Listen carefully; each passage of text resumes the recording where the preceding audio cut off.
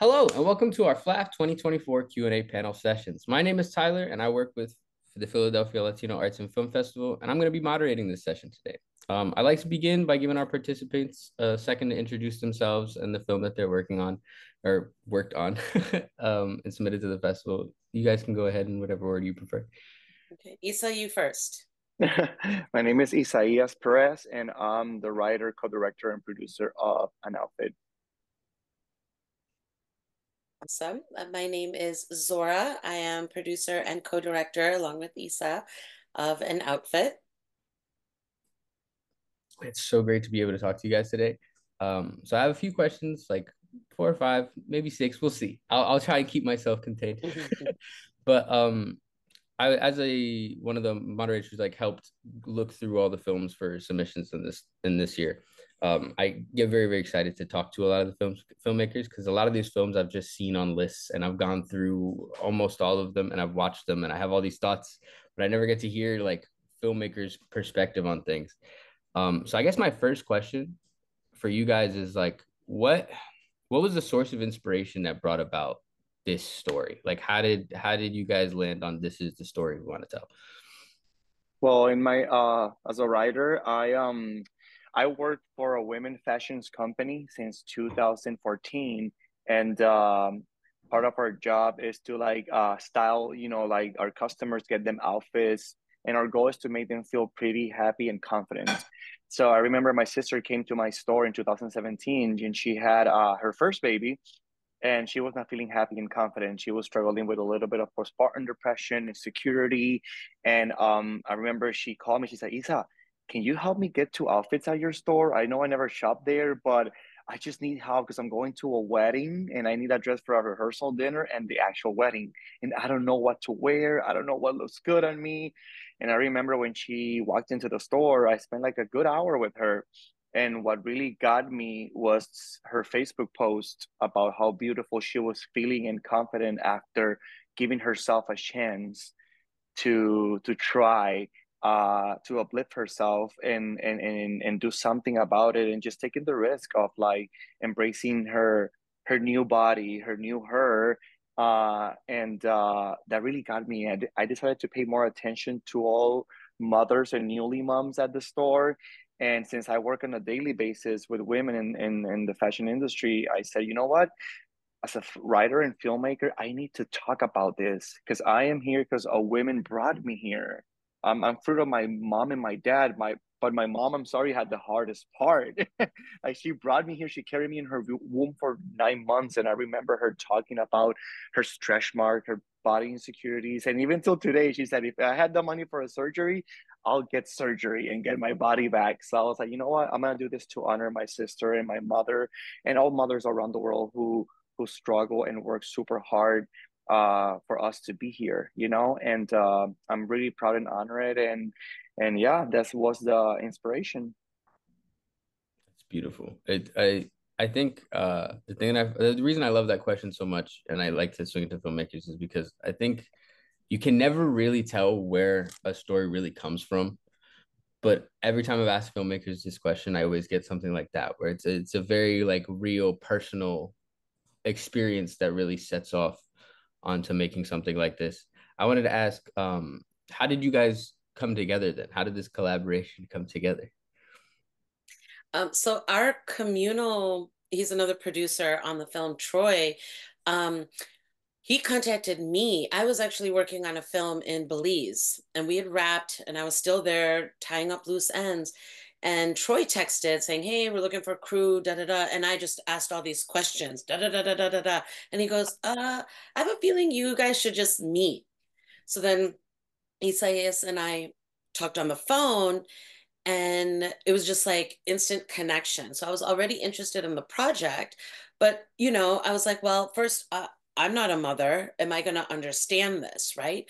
But the more and more in depth that we went, we spent a lot of time together. We talked about it. We broke down everything. We enhanced it here and there, and it was one of my fears too. Like I was like, well, I didn't want to have kids because I didn't want my body to go blah, and just I was worried about those emotions that I was going to be feeling. So I was so hesitant about it. And then working on this film and seeing how everyone's participation from, I think it's like in my bio too, like from the sound guy to our first AD to all the talent, the crew members, every single person had a story to tell or that they could relate to, or my mother said this to me, and oh, I feel this way. And even like the males were like so supportive, and my mother said this to me too. And it was just a natural collaboration of, okay, wow, we really have to do this and tell this story.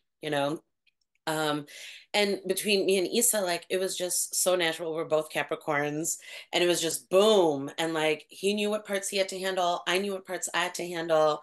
And like knock on wood, we found such a great partnership, to completing this project. That's so cool. I think that is one of the unsung things about filmmaking that most people don't really talk about until you get into it, which is that like accidental collaboration. Like you end up falling into meeting people who, when the project feels like it's something worth working on, it feels like it almost gravitates people who will almost care just as much. And that's why I was really, really excited to talk to both of you, because like I know co-led projects are always very difficult. And I thought that this one was so polished. And that's why I was like, I want to know a bit more about how they came together, because again, like co-led projects, if you don't have a very long established history, a lot of the times it turns into bumping heads. But it seems like everything, it almost felt like one vision watching. And that's why I was so curious about that. Um, I think with that, it kind of leads into my next question, which was what were the challenges that you guys kind of approached? Because obviously you say you come from, like, I don't personally have children, so that's obviously a challenge that you're coming at from a directorial perspective. Isaias, like, you're obviously a man writing about women's experiences and things like that. Like, I'm curious where challenges arose, and like maybe how your partnership or the collaboration of the set, like how you moved through those things, and just wanted to pick your brain. Well, when it comes to like you said, for the writing aspect, I was a little bit afraid, like Zohra, because Zohra's not a mom. I'm a male. I'm not a woman. So I asked so many questions, around me. And one of my mentors through the writing process was Cruz Gonzalez. She's the one who plays Anna in the film, the one who can't have kids. So her was she was a great component, through my writing process. She was making me think, oh, think about this is how women they think, and this is how they analyze things, because I really knew the struggle, because when it comes to like their bodies in store, like outfits, but beyond that, she helped me, and she's a mother. So her mentoring was super crucial for me to make sure, I execute, like the final scripts, because we had like 8 drafts. And that was one of my biggest challenges, like trying to make sure everything was fair, everything was, like properly written. And I didn't want like I was gonna say like, oh, this is not how, like, I was afraid for women to feel like, oh, this is not how we think, or this is not how it is. I was just scared. And she said, Isa, you got this. Like, you work with women, you have me, you're listening, you're doing your research. Writers, they do research, and this is what you're doing. So I sit down with a lot of like mothers, and I did so many interviews, asking so many questions. So everything you see in the movie, I had like conversations, every single scene, long conversations about it with different mothers. And that was super helpful for me to even learn more about women in those aspects. Because I mean, that topic, people don't talk about it that much, but they don't want to feel, defeated in front of their husbands. They don't want to talk about it. Some of them, they feel like they got a battle with themselves. So they don't want to talk about it. And people think, oh, I think she's so happy. She's a mother. She has a baby. Oh my God, people get excited about the baby, but how does she feel? How does she feel internally? Maybe not.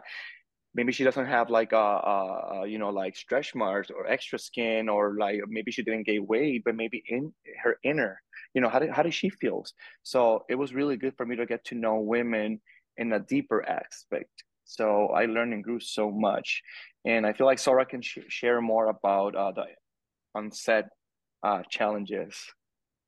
Yeah. So for me, my challenges, I was kind of blocking myself, right? I was coming off of this huge feature film. I was in Belize for 2 months, and there was so much going on. And so I was still in that mode, right? Of, and I was my own hindrance, right? And I was like, no, Isa, we're going to need 3 makeup artists, it's going to be too much time. And I was bringing that energy into this. And he goes, no, I swear, I swear.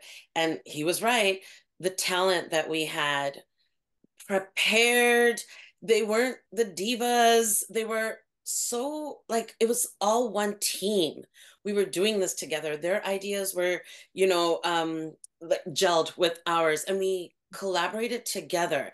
It wasn't this like ego trip or anything. Oh, I demand this. Everyone worked, everyone did the table reads, and everyone's ideas were taken into account. So it became such a natural evolution of the script on the screen.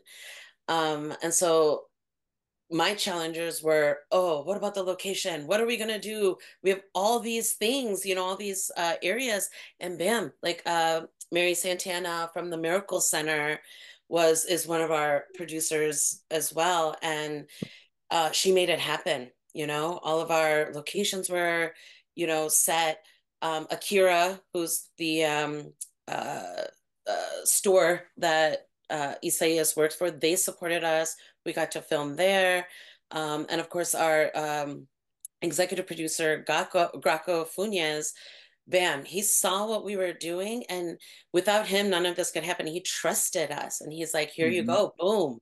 We got the funds, and we we were able to have a very diverse set.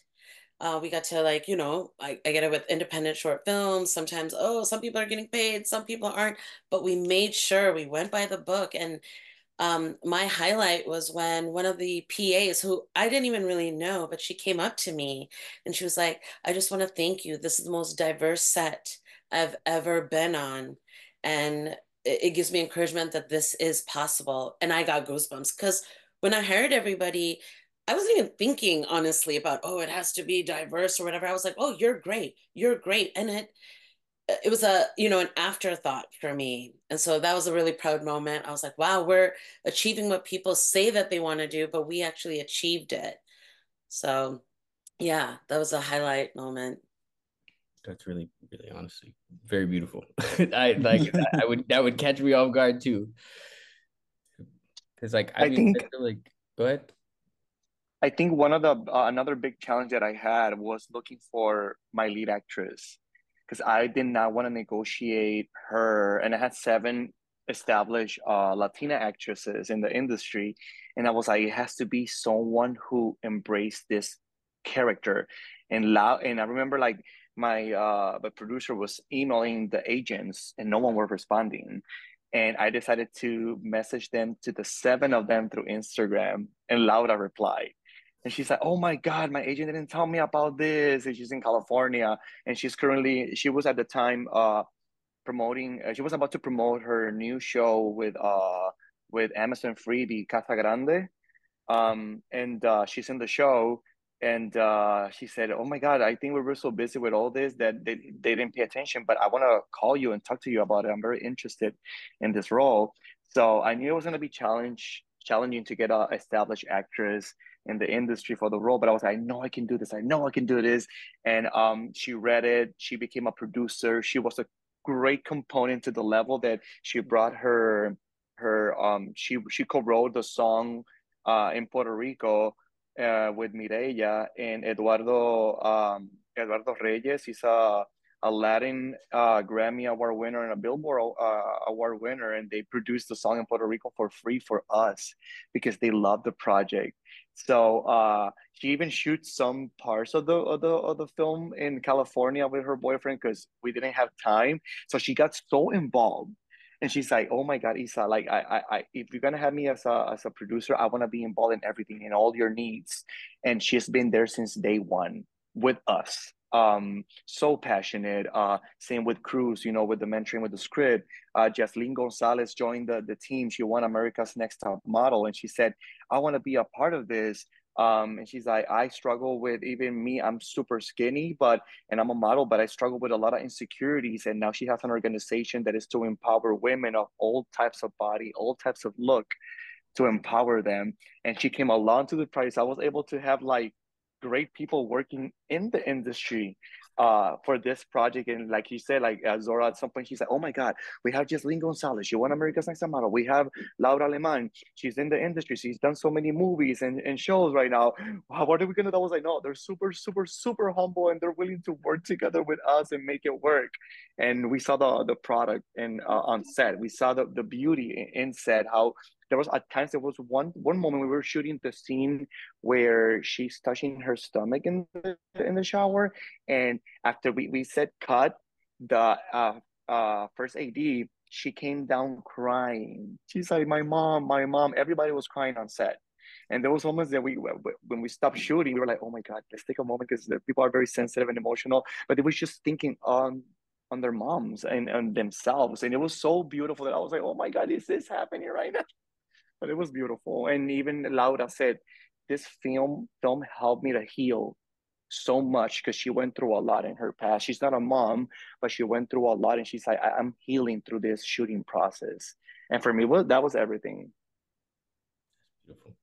As you can see, it's been very complex. It's not just, okay, point, shoot, act.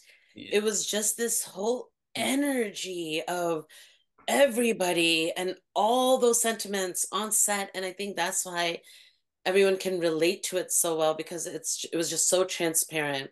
Everyone was so vulnerable and so supportive, and everyone like gave it their best. It was awesome experience. I think that leads into my next question, which is which I'm gonna twist a little bit to what we've been talking about, but I think what I wanted to ask was, the characters in the film feel very, like, for lack of a better word, they're extremely grounded. They feel very real. I think that's what makes the emotional weight of the film hit so hard.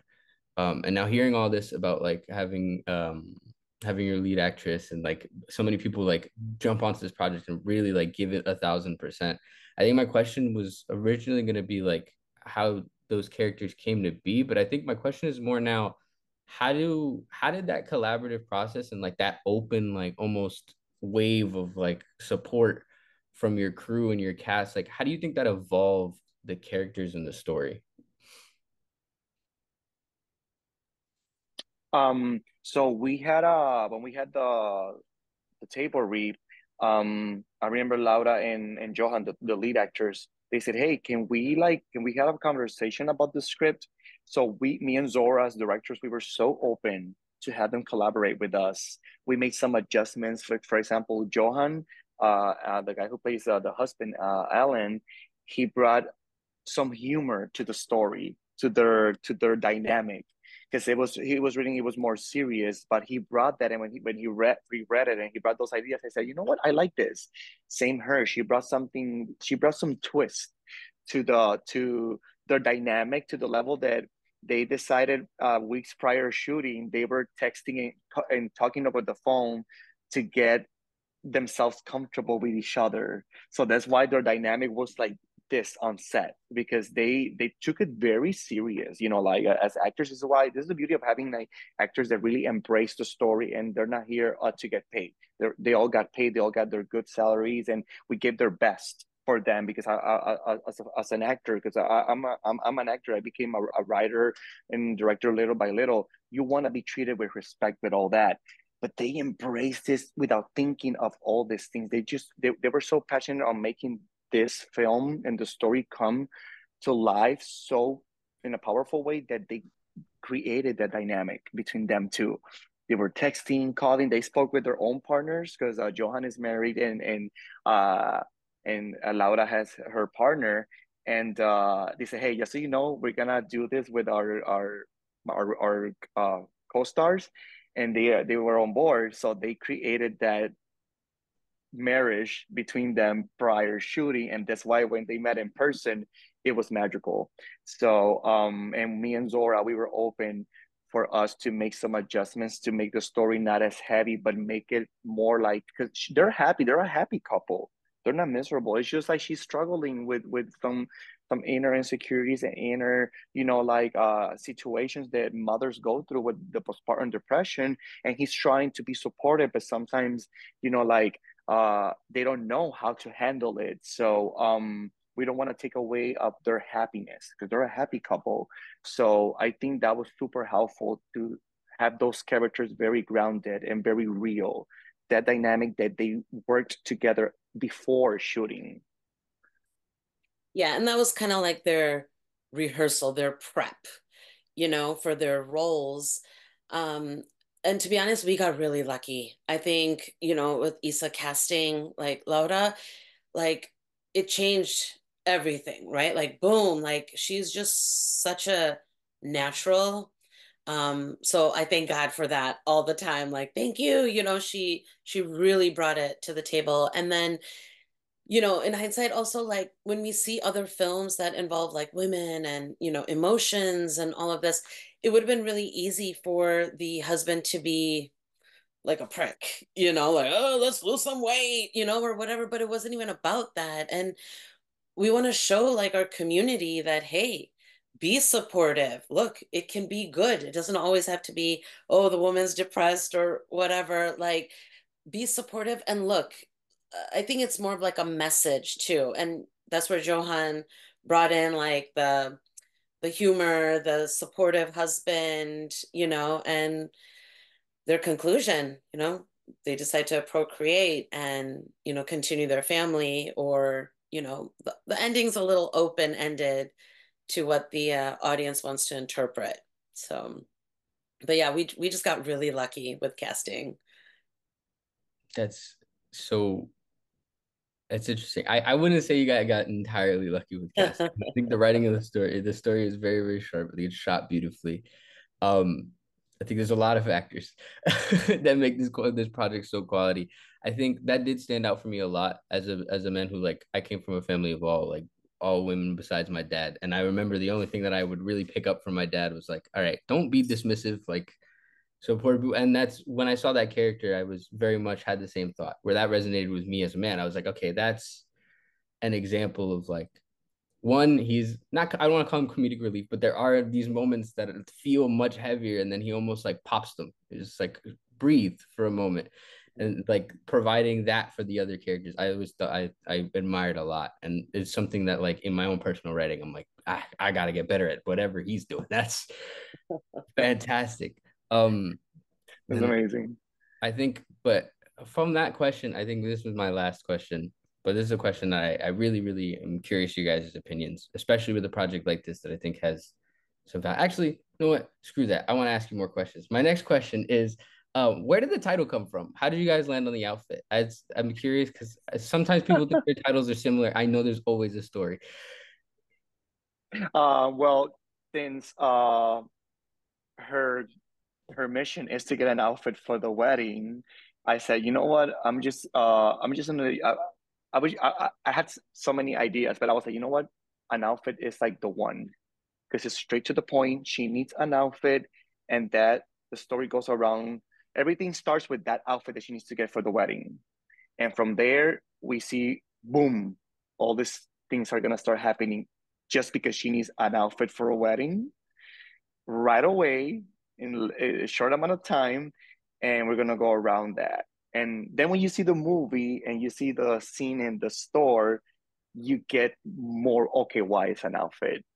And a lot of customers when they walk in into the store, I'm like, "What are you shopping for, girl?" "Oh, I just need an outfit. I just need an outfit for a wedding. I just need an outfit for this." And the words an outfit, an outfit, an outfit. So an outfit involves, a dress, earrings, necklace, shoes. It's the whole thing. So I thought it was gonna be like super like easy to learn real quick. And I don't know. I just love because every single customer that walks in is like, "I need an outfit." I'm like, an outfit. And for me, it also like resonates where when she does find her outfit and the person helping her find the outfit also made her realize like, okay, wow, there are other people out there that, cannot have children. And here's me. I'm lucky I have this child and I have this family. And that outfit made her kind of realize her life and what she wants to do with it. She was so like in just a middle place, like, oh, I might want to have more kids. Oh, I do have a good life. Oh. And she was just in like, you know, uh, I don't know, just limbo.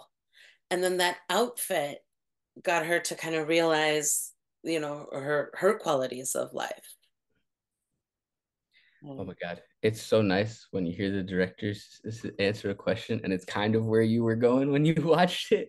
I took the title as very, very similar to both of that. I think that for me, at least as an audience member, the title stood out to me as like you said, Isaiah, it's like it that the idea of an outfit, like you said, is so many different pieces. There's the earrings, there's the necklace, there's so many things that come together to create that image. But in reality, all that really matters is how it makes you feel when you wear it. Like that's the goal.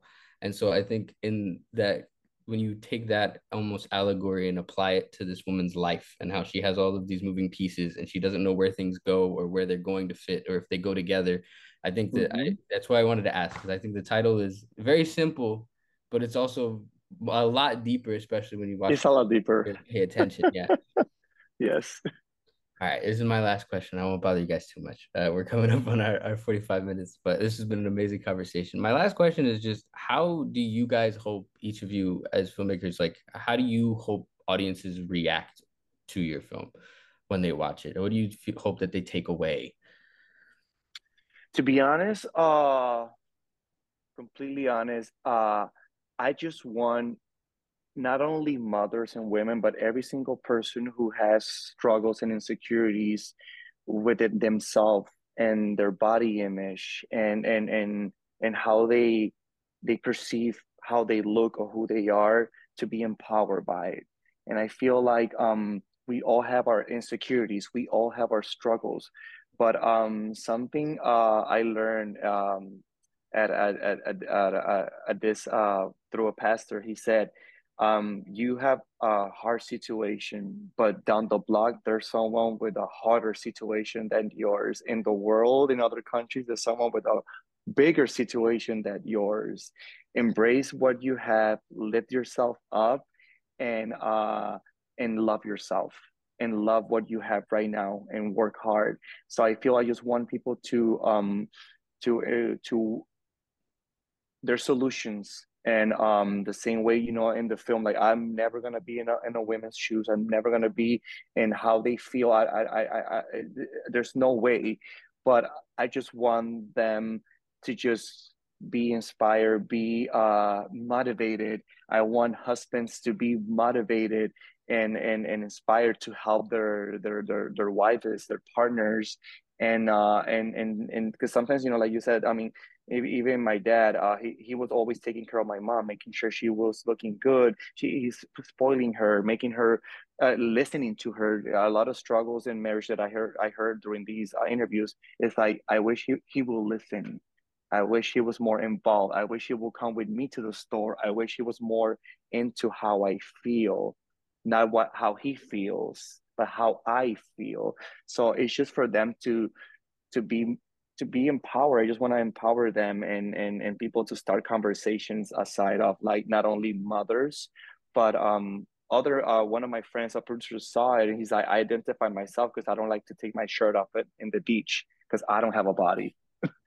And I was like, oh, never thought about that. So that's at least that's my goal with the film. Um, for me, so it all started where we world premiered in Puerto Rico, and we're in the audience, and this is our first time with like a full house, and we're like, okay, what's the reaction going to be? And initially, for me, it was boom when they laughed at the lead actor's jokes at the end. When we see her at the end of the film, and all the women were like, oh, and we heard the exhales and the signs of relief and happiness, and that's when I shed my first tear. Like I was like, whoa, it moved people, technically the film, like the way that I wanted it to be. Then over time, like I just realized that it's just a bigger conversation, right? It's not just, oh, the quotes, women and postpartum and women and depression. It's not just about that. It's about supporting your partner, right? It could be male, female, non-binary, binary, who cares? but it's how to maneuver life with your partner. And I think it's just overall, as you know, Isa says, it's like support for women, support for mothers, you know, and it's just kind of striking. Like, I want more conversations about it, you know, open conversations about it. So for me, that was like the highlight of the film, where these conversations that we're having with you, you know, to spark more, so there's more awareness. Well, I can say as an audience member, it has struck up many a conversation and thought. For me, at least, I think I also felt very much that like I saw it in that way. I saw it in the way of like this is a film about relationships. It's about managing real life expectations. It's about managing anxiety and all these factors. And in a relationship, one person is already enough anxiety and all of these emotions and all these things. When you're in a relationship, it's two people, and the only way to get that across is communication, things like that. And I think that the film, like it portrays that so like real. I don't know no other way to play it or say it. It's very, very real and grounded. And I think it's extremely impactful for me. It's one of my favorites in the festival this year, for sure. Um, but to move on, I say before we close off our session, I just wanted to open the floor to give you guys any opportunity to like add anything to conversation that you feel that we haven't spoken about, or there's anything that you would like to let audiences know about, any other work you're working on, anything. This is open for you guys to share your thoughts, your piece, anything we haven't covered in this conversation. Mm. I think, well, I think we said it all, but I just hope the audience embrace the film. I just hope, you know, like this is one of those films that some festivals might feel, does this fit here? This is the good fit for this festival, for this one, but this is a good fit for everyone, for every single audience. It's gonna touch you in a way. And I feel that the audience, you know, at the Philadelphia Latino Film Festival, which is the first Latino film festival in the US that we get selected, because which I was very excited. I was like, we have a full mostly a full Latino cast. um but and I did it just, you know, like to have, you know, Latinos in the lead, playing non-stereotypical roles, and to show, you know, that there's stories above and beyond, you know, what Latinos go through, you know. So I feel like having this story with this Latino cast was very important for me, because my sister is Latina, I'm Latino, so for me having them playing this role was super important. And me as a Latino, you know, like writer and director, I want, you know, my Latino audience and the Latino audience to just embrace this story and see that it can touch you in different ways, different ways. And I hope we can meet you guys in person one day. I look forward.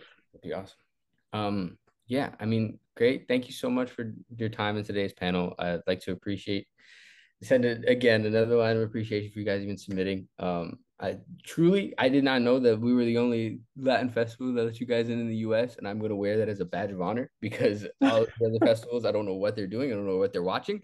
Um, I'd like to thank you guys so much for coming to the panel today. And I'd like to remind audiences that you can learn more about PHLAFF by visiting our website at phlaff.org. And thanks for joining us. Stay tuned for more updates with the Philadelphia Latino Arts and Film Festival.